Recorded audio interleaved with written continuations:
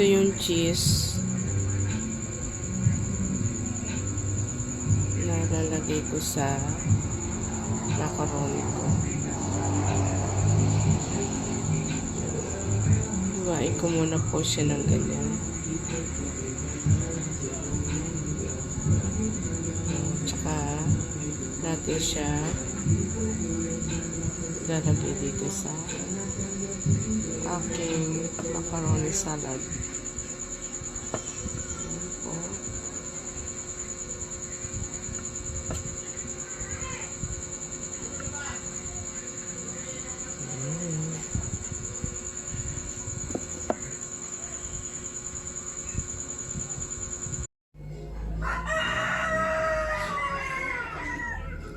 Hindi po ako nakapagluto ng pansit ng bagong taon. Bigay lang po ng hipag ko ito.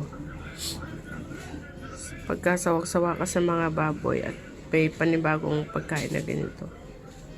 So, ang sarap po.